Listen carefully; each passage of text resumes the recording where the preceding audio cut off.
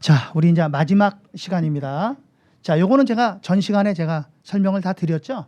네, 설명을 드렸고 이제 하나하나 뜯어서 설명을 할 겁니다. 예. 자, 보겠습니다. 재무정보의 질적 특성. 이 재무정보는 뭐라 그랬죠? 재무정보는 재무제표를 얘기하는 거죠. 질적 특성은 재무제표가 가지고 있어야 될 성격이라 그랬죠. 일단 어떤 성격을 있어야 돼? 어떤 성격이 있어야 된다? 근본적 질적 특성과 보강적 질적 특성이 있어야 된다 그랬죠. 그래서 재무정보의 질적 특성이란 재무정보가 유용하기 위해서는 목적에 적합해야 되고 나타내고자 하는 바를 충실하게 표현해야 된다. 그리고 재무정보가 비교 가능하고 검증 가능하고 적시성 있고 이해 가능하다면 그 재무정보는 보강될 수 있다. 보강될 수 있는 거예요. 자, 첫 번째, 유용한 재무정보의 질적 특성은 그 밖의 방법으로 제공되는 재무정보뿐만 아니라 재무제표에서 제공되는 재무정보에도 포함되는 거예요. 그러니까 재무제표에 제공되는 정보에도 적용이 되지만 그 밖의 방법으로 제공되는 재무정보에도 적용이 된다는 거야. 알았죠? 두 번째, 이 재무정보의 질적 특성이라고 하는 것은 그 정보가 얼마만큼 나한테 유용한 정보인가의 유형을 식별하는 데도 도움을 준다 그랬죠? 그래서 유용한 재무정보의 질적 특성은 재무보고서에 포함된 정보에 근거하여 보고기업에 대한 의사결정을 할 때 잠재적 투자자, 대여자, 그 밖의 채권자에게 주요 유용자잖아요. 이 사람들에게 가장 유용할 정보의 유형을 식별하는 거다. 어떤 것이 나한테 가장 유용할 것인가를 식별하는데 뭐가 도움을 준다? 질적 특성이 도움을 준다. 이 얘기입니다. 자, 여기에서 제일 먼저 근본적 질적 특성. 근본적 질적 특성은 근원이 되는 거라 그랬죠. 얘는 없으면 안 됩니다. 얘가 없으면 유용하지 않아요. 그래서 근본적 질적 특성은 목적 적합성과 표현 충실성이다. 정보가 유용하기 위해서는 목적에 적합해야 되고 충실하게 표현되어야 한다. 이 근본적 질적 특성은요, 보세요. 목적에 적합하지 않은 현상에 대한 충실한 표현과 목적에는 적합한데 충실하지 못한 표현. 이게 무슨 말이에요? 이게 앞에 거는요, 목적 적합하지 않은데 표현은 충실하다는 뜻이고 뒤에 거는요, 목적에는 적합한데 충실하지 않다는 표현이에요. 그럼 이 둘 다 모두는 정보 이용자가 좋은 의사결정을 하는데 도움이 될까 안 될까? 안 된다는 거죠. 왜 그러죠? 뭐 때문에 그러죠? 목적 적합성과 충실한 표현은 어느 하나를 희생시키면 안 된다 그랬잖아. 균등하게 나타내야 된다 그랬죠? 그래서 보세요. 근본적 질적 특성을 적용하기 위한 가장 효율적이고 효과적인 일반적인 절차를 가지고 있다는 거야. 그렇기 때문에 어느 하나를 희생시키면 안 된다는 거죠. 알았죠? 그래서 우리는 근본적 질적 특성은 몇 가지가 있다? 두 가지. 누구누구? 자, 보세요. 목적 적합성 또 표현 충실성. 그래서 우리는 뭐라 그래요? 목표 그런단 말이에요. 재무정보가 유용하기 위해서는 목표를 달성해야 돼. 그 목이 뭐야? 목적 적합성, 표현 충실성. 자, 그러면 이제 이번 시간에는 목적 적합성. 목적 적합성이 뭐냐 이거죠. 자, 목적 적합성이란, 자, 들어보세요. 어떤 정보를 이용한 사람과 이용하지 않은 사람의 의사결정은 차이가 나도록 할 수 있다. 당연한 거 아니에요? 그죠? 또 설령 어떤 정보 이용자가 이미 알고 있다. 그렇다 하더라도 의사결정에는 차이가 나야 된다는 거죠. 자, 목적 적합성이란 목적 적합한 정보는 정보 이용자의 의사결정에 차이가 나도록 할 수 있다. 일부 정보 이용자가 이를 이용하지 않기로 선택을 하거나 다른 원천을 통해서 이미 알고 있다 하더라도 의사결정에는 차이가 난다. 이게 무슨 말이냐면 이런 얘기입니다. 자, 지금 A라는 회사에서 투자 설명회를 해. 그래서 내가 참석을 했어. 그래서 1시간 동안 걔네들 투자 설명하는 걸 다 들었어. 여러 가지 자료도 보고 또 제공받고. 그래서 A라는 회사에 100만 원을 주고 투자를 했어. 1년 뒤에 이거 200만 원 되고도 남는데 그런 의사결정을 해서 100만 원 투자를 했다고. 이해갔어요? 근데 다른 사람도 여기다 투자를 했어. 근데 이 사람은 설명에 들은 사람이 아니야. 그냥 투자한 거야. 돈이 있어서. 근데 하루 지나 이틀 지나 한 달 지나서 이게 120만 원이 된 거야. 그러니까 이 사람은 어떻게 했어? 아, 이 정도 벌었으면 됐지 뭐. 그러고 팔아버렸어. 나는 아직 안 팔았어. 200만 원이라는 걸 확신을 갖고 있으니까 의사결정이 다르죠? 지금 무슨 말인지 알겠습니까? 그 얘기하는 겁니다. 됐죠? 또 우리 친구는 나는 투자 설명회에 직접 참여한 사람이고 우리 친구는 투자 설명회에 참석을 안 했지만 다른 사람을 통해서 소문으로 알고 있는 거야. 그래서 이 사람도 투자를 했어. 그렇다 하더라도 나와 우리 친구의 의사결정은 차이가 나야 된다는 거야. 직접 이용한 사람과 간접적으로 이용한 사람은 의사결정이 달라야 된다는 거야. 알았어요? 그래야지만 목적에 적합한 거예요. 그러기 위해서는 하부 구조가 몇 개 있어요? 3개 있잖아요. 제일 먼저 누굽니까? 예측가치와 확인가치. 예측가치와 확인가치예요. 예. 자, 보세요. 재무정보의 예측가치, 확인가치 또는 이 둘 모두가 있다면 그 재무정보는 의사결정에 차이가 나도록 할 수 있다. 그래야 차이가 난다는 거야. 알았죠? 목적 적합성의 자식이 누구누구야? 목적 적합성의 자식은 예측가치, 확인가치, 하나 또 중요성. 이 3가지가 있으면 의사결정에 차이가 난다는 뜻이야. 알았습니까? 자, 첫째 보세요. 재무정보가 예측가치를 갖기 위해서는 그 자체가 예측치 또는 예상치일 필요는 없다 그랬죠? 두 번째, 정보 이용자들이 미래의 결과를 예측하기 위해서 사용하는 절차의 투입 요소로 재무정보가 사용될 수 있다면 A라는 정보를 갖고 미래를 예측한다면 그 A라는 정보는 미래를 예측하는 데 가치가 있다는 거야. 그렇다면 그 재무정보는 예측가치를 갖는다는 거지. 이해갔죠? 네. 그 다음에 세 번째, 재무정보가 과거 평가에 대한 피드백을 제공한다면 확인가치를 갖는다. 피드백이라고 하는 건 뭐야? 되돌아간다는 거예요. 예측했을 당시로 되돌아가는 걸 피드백한다 그래. 이해갔어요? 그러면 피드백을 한다면 이건 예측 확인가치를 갖는 거야. 됐죠? 확인가치를 갖는다. 재무정보의 예측가치와 확인가치는 상호 연관이 돼 있다. 예측가치를 갖는 경우에는 대부분 다 확인가치가 있다. 알았죠? 두 번째, 중요성입니다. 중요성이라고 하는 것은 어떤 정보가 뭐 잘못 기장됐거나 누락됐거나 그랬을 때 정보 이용자의 의사결정이 달라져야 된다는 거죠.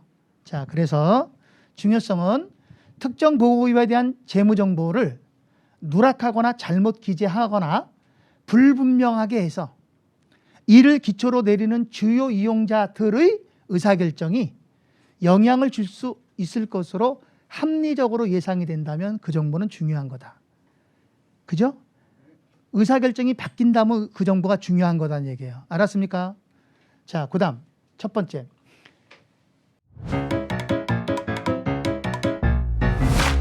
에듀윌 유료 회원만의 명품 교수 서비스.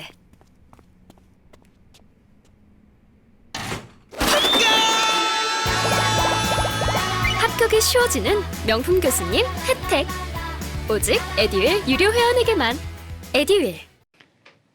개별 기업 보고서 관점에서 해당 정보와 관련된 항목의 성격이나 규모 또는 이 둘 모두의 근거에서 해당 기업의 특이한 측면이 뭘 얘기하는 거냐면 사용가치. 그러니까 어떤 정보든 간에 어떻게 사용하느냐에 따라 그 정보가 중요할 수도 있고 중요하지 않을 수도 있다는 얘기죠. 아까 제가 칼 얘기했었죠? 그 얘기하는 거야, 칼. 알았습니까? 두 번째,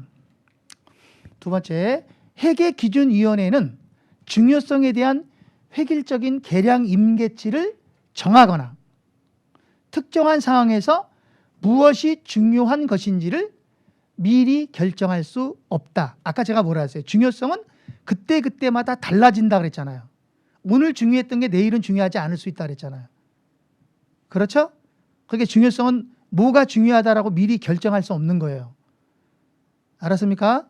그때 상황을 봐야 그게 중요할 수도 있고 중요하지 않을 수도 있다는 얘기죠. 자, 그 다음 중요성의 정보의 크기, 성격이나 크기 또는 둘 다의 따라서 결정이 된다. 기업은 전체적인 재무제표 맥락에서 정보가 개별적으로나 또는 다른 정보와 결합하여 중요한지를 평가한다. 아까 그랬잖아. 중요한 정보를 판단할 때 이게 성격상 중요할 수 있다 그랬죠. 이 정보가 크더라도 이 정보는 중요하지 않을 수 있다 그랬잖아요. 개별적으로 중요할 수도 있지만 이거는 개별적으로 중요하지 않지만 다른 정보와 뭐하면 결합이 된다면 이 정보도 중요할 수 있다는 거죠. 이해 갔습니까? 그게 중요성을 판단하는 건 두 가지예요. 하나는 개별적으로 판단할 수도 있고 또 하나는 다른 정보와 결합해서 판단할 수도 있다. 알았습니까? 그 얘기하는 겁니다. 자, 그 다음에 표현 충실성. 표현 충실성이란 표현을 충실하게 하라는 얘기죠. 예? 그러니까 있는 그대로 표현하라는 거예요. 있는 그대로 표현하라 이 소리입니다. 자, 재무정보는 재무보고서는 경제적 현상을 글이나 숫자로 나타낸 것이다. 우리 재무보고서는 글 또는 숫자로 표현하죠. 재무정보가 유용하기 위해서는요. 목적 적합한 현상을 표현하는 것뿐만 아니라 나타내고자 하는 현상을 충실하게 표현해야 된다. 우리가 글로서 표현하는 것은 상대방을 이해하기가 어려워요. 글이나 숫자로 표현하는 건 어렵습니다. 그죠? 말로 하는 게 편해요? 글로 쓰는 게 편해요? 상대방을 이해시키려면 말로 하는 게 훨씬 편하죠. 글로 쓰는 건 굉장히 어렵습니다. 근데 우리 경제적 재무보고서는 말로 보고하는 것이 아니라 글로 보고를 해줘야 된단 말이에요. 그러니까 상대방을 이해시키기가 상당히 어렵다는 거야. 충실하게 하기는 어렵다는 거지. 이해갔어요? 그래서 완벽하게 충실하기 위해서는 서술되는 형식이 세 가지 형식이 있어야 된대. 그래서 표현 충실성도 자식이 셋이야. 완전한 서술, 중립적인 서술, 오류가 없는 서술. 이렇게 세 가지 서술이 있어야 된다. 알았습니까? 됐나요? 네.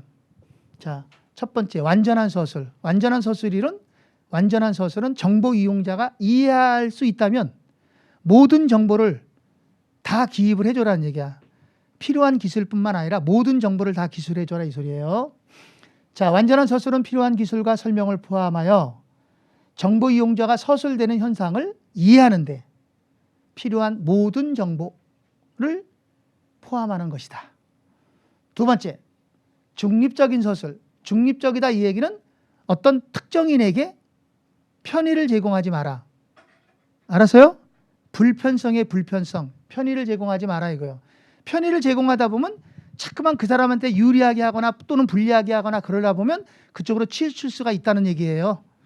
그래서 중립적인 서술은 재무정보의 선택이나 표시에 편의가 없는 것이다. 불편성이야.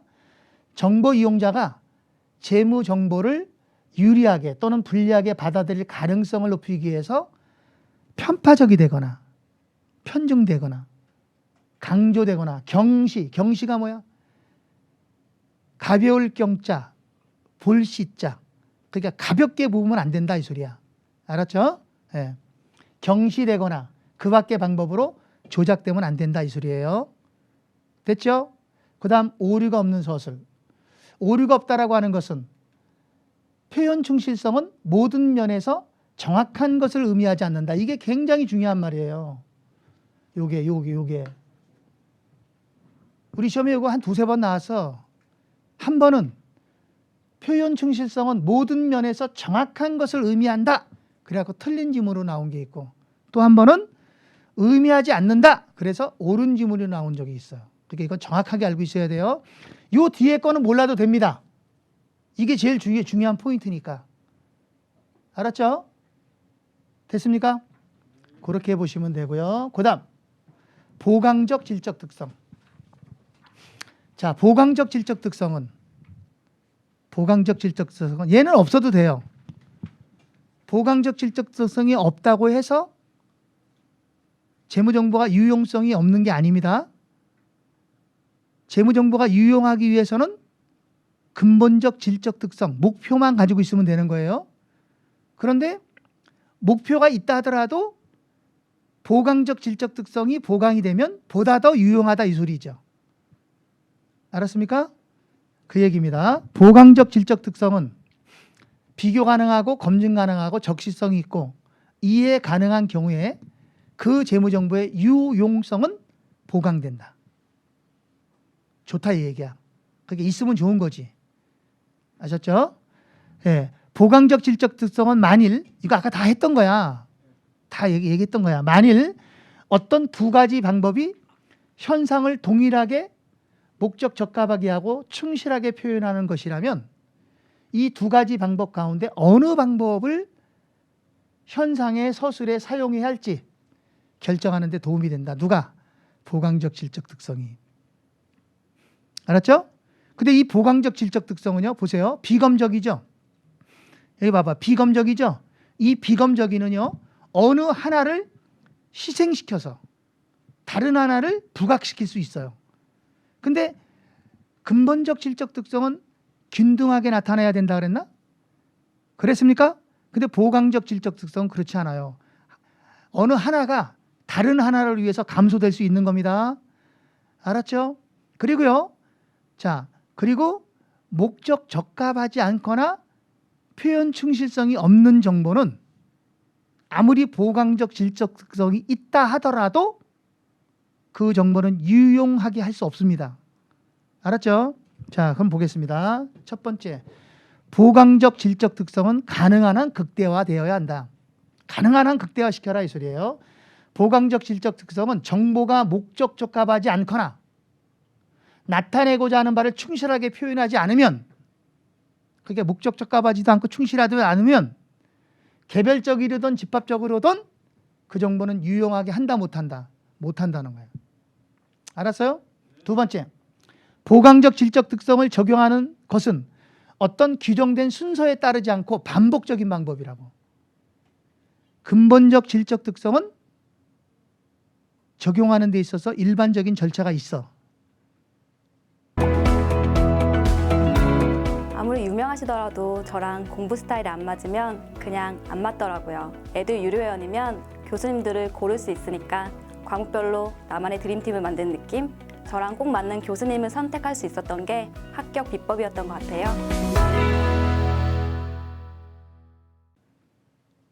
그런데 보강적 질적 특성은 그런 절차가 없어.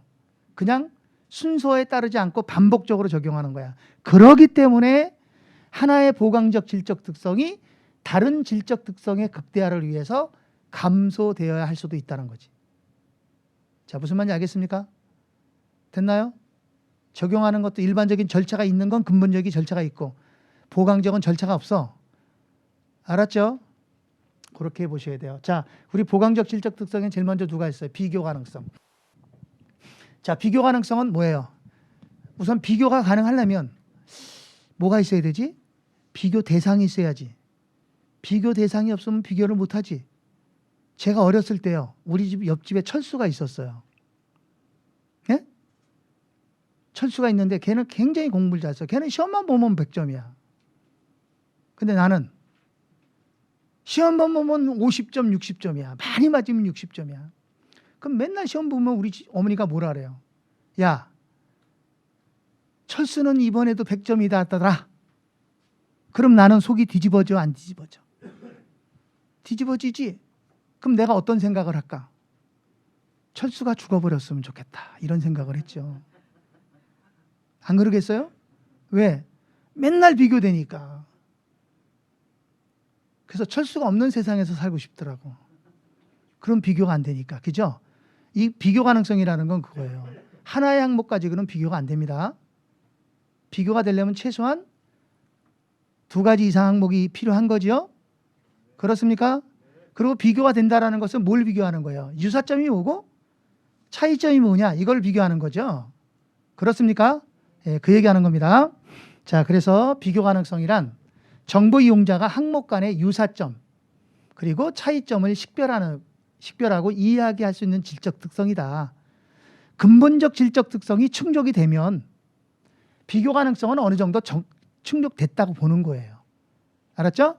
그리고 비교 가능성에는 하부조가 3개 있습니다. 여기서 1번하고 3번은 중요해요. 요거 3개는, 요거 2개는 잘 나와요. 자, 일관성이라고 하는 게 뭐냐? 일관성이라고 하는 것은요. 일관성은요. 한번 A라는 방법을 정하면 매 회기마다 A라는 방법으로 회계 처리하는 게 일관성인 회계 처리예요. 일관성. 알겠습니까?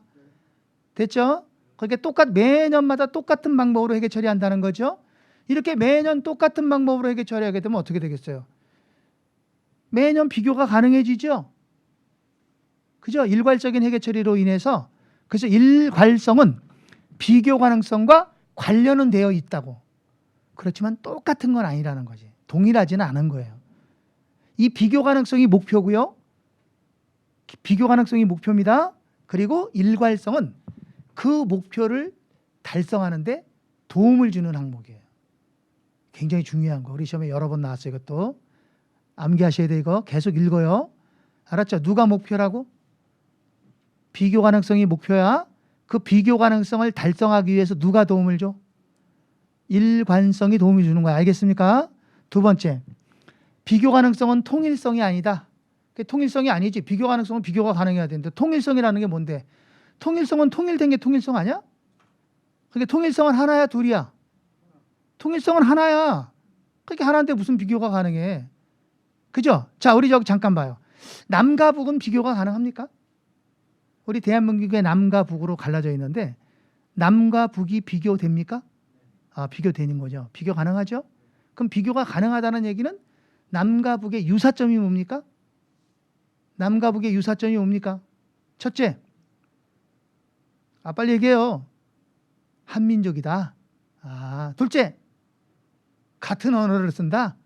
지금 내가 다 얘기하고 앉았잖아. 유사점이죠? 그럼 다른 점은 뭡니까? 차이점. 남과 북의 차이점이 뭡니까? 사상이 다르다, 이념이 다르다. 그죠? 남쪽은 자본주의인데 쟤네는 사회주의다. 그렇죠? 맞아, 안 맞아? 그죠? 쟤네는 핵을 갖고 있는데 우리는 핵을 갖고 있지 않다. 그런 것도 비교할 수 있나? 모르겠다. 쟤네가 핵을 진짜 있는지 없는지. 있다고 하는데. 자, 이런 것들이 차이점이다 이 얘기예요. 알았습니까? 네, 그런 게 차이점이다. 그렇게 보시면 돼요. 자, 그러면 남과 북이 나중에 언젠가는 뭐가 됩니까? 통일이 되나요? 하나가 됩니까? 그러면 그때는 비교가 돼야 안 돼요. 그때는 비교 가능성이 사라지는 거죠. 자, 그 다음 세 번째, 동일한 경제적 현상에 대해서 대체적인 회계 처리 방법을 허용하면 비교 가능성이 떨어지죠. 그래서 우리 한국회계기준위원회에서 하는 일이 회계 처리 방법을 가급적이면 축소시키는 일을 하는 거예요. 알았죠? 비교 가능성을 높이기 위해서 축소시키는 일을 합니다. 자, 그다음 검증 가능성. 검증 가능하다 이 얘기는 객관적이어야지 검증 가능하죠. 그죠? 검증 가능하다 이 얘기는 서로 간에 모든 걸 다 확인할 수 있다. 의견 일치를 봤다 이 소리예요. 자, 정보가 나타내고자 하는 경제적 현상을 충실히 표현하는지를 이용자가 확인하는 데 도움을 준다. 자, 그러나 반드시 완전히 의견이 일치하지는 않았더라도 뭐에 이를 수 있다면? 합의에 이를 수 있다면. 이거 말이 중요한 거야. 합의에 이를 수 있다는 것을 의미한다. 알았어요? 그러면 검증이 가능하다는 얘기입니다. 됐죠? 근데 여기 잠깐 봐요. A라는 사건을 우리가 검증한다. 이 A라는 사건을 검증할 때 한 가지만 가지고 검증할 수 있나요? 이거 한 가지만 가지고 검증할 수는 없죠. 여러 가지를 종합적으로 검증해야 검증 대상이 될 수 있는 거죠. 그러니까 검증할 때는 단일점 하나만 가지고 검증할 필요는 없다는 거예요. 알겠습니까? 자, 그래서 보세요. 밑에 개량화된 정보가 검증 가능하기 위해서는 단일점 추정치이어야 할 필요는 없다. 꼭 한 가지만 가지고 검증하는 건 아니다 이 소리야. 알았습니까? 됐나요? 그러면 가능한 금액의 범위나 관련된 확률도 검증 대상이 될 수 있다는 거죠. 자, 그 다음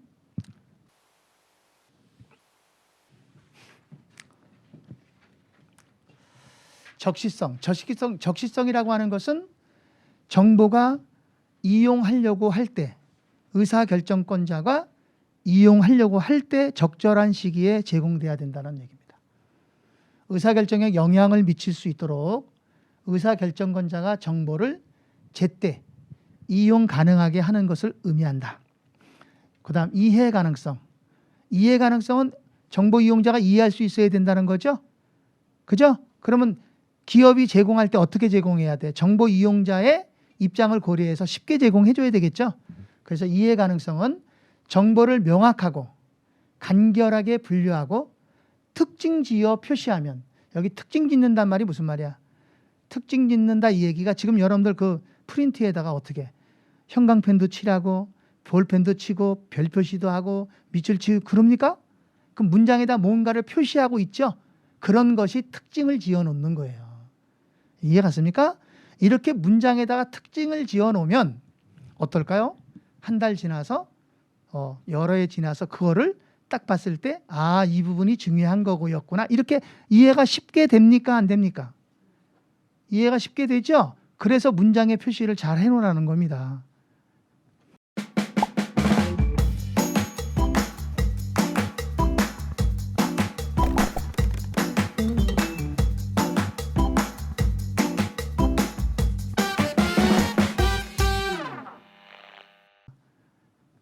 자, 그리고 이해가 쉽게 된다. 일부 현상은 본질적으로 복잡해서 이해하기 쉽게 할 수 없다. 그러니까 어려운 정보도 있다는 얘기지.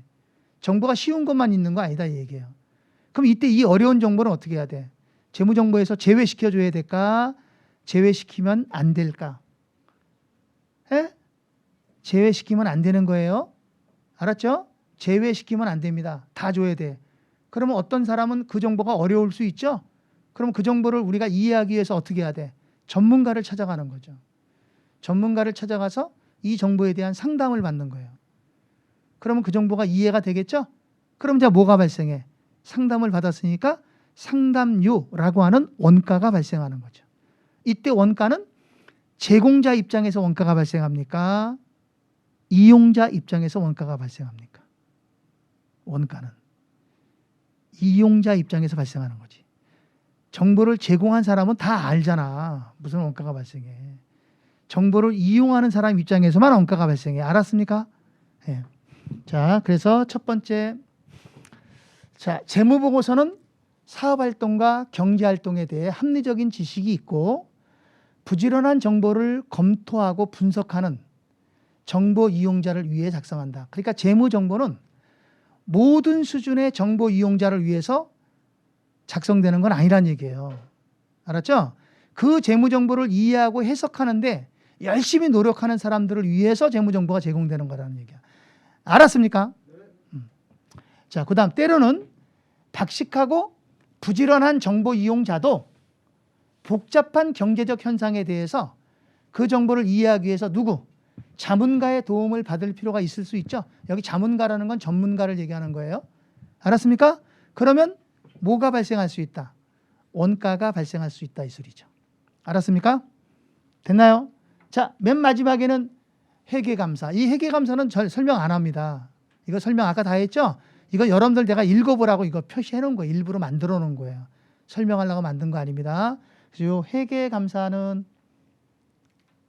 자, 요거는 여러분들이 읽어보세요. 아까 설명한 거랑 비슷할 겁니다. 자, 그럼 문제를 잠깐 보겠습니다. 자, 어디냐면 103쪽입니다. 103쪽의 문제 2번. 자, 유용한 재무정보의 질적 특성에 관한 설명 중 옳지 않은 것. 1번. 근본적 질적 특성은 목적 적합성과 충실한 표현 충실성이다. 맞죠? 2번. 완벽하게 표현 충실성을 위해서는 서술에 완전하고 중립적이고 오류가 없어야 된다. 맞죠? 세 번째.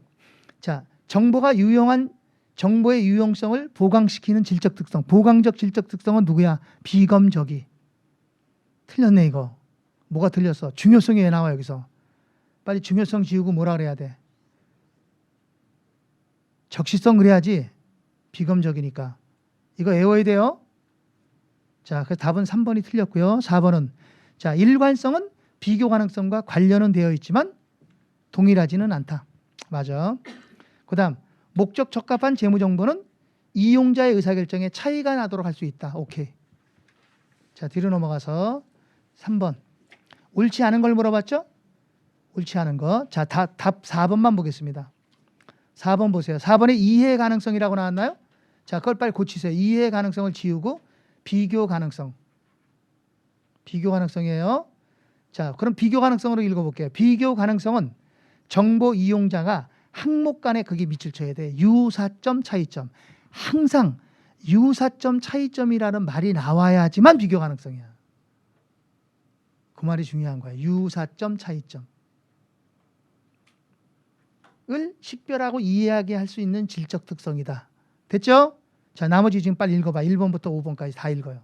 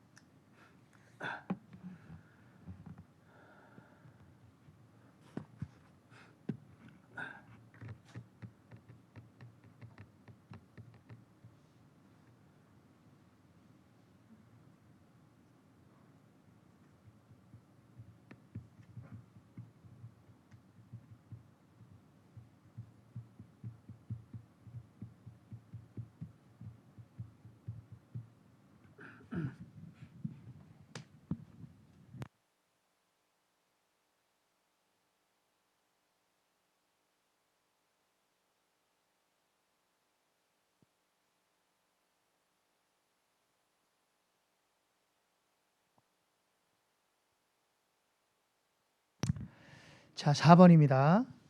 자, 다음은 어느 질적 특성을 설명하고 있는가? 자, 박스 안에 보면 자, 뭔가를 설명하고 있어요. 보겠습니다. 재무정보가 예측 가치를 갖기 위해서는 예측 가치라고 나왔으니까 이거 누구 자식이야? 예측 가치가 누구 자식이지? 목적 적합성의 자식이잖아. 그게 답은 목적 적합성이야. 바로 나와야 돼. 예측 가치를 갖기 위해서는 그 자체가 예측치 또는 예상치일 필요는 없다. 또한 재무정보가 과거의 평가에 대해서 피드백을 제공한다면 피드백을 제공한다면 확인 가치를 갖는다. 예측 가치 확인 가치 나왔죠? 그리고 하나 또 누구야? 중요성. 그 뒤에 보면 뭐라고 나왔어? 또한 정보가 누락됐거나 잘못 기재된 경우 특정 보고기업의 재무정보에 근거한 정보 이용자의 의사결정에 영향을 줄 수 있다면 그 정보는 중요한 것이다. 중요성. 예측가치, 확인가치, 중요성 다 나왔으니까 정답은 몇 번이야? 정답은 4번이 되죠? 그렇습니까? 자, 잠깐 이제 안내 좀 할게요. 111쪽 보세요. 111쪽. 111쪽에 이제 문제 1번부터 나왔죠? 자, 이거는 제가 안 풀어줘요. 이거는 작년에도 안 풀었어요. 저는 이거 안 풀어요.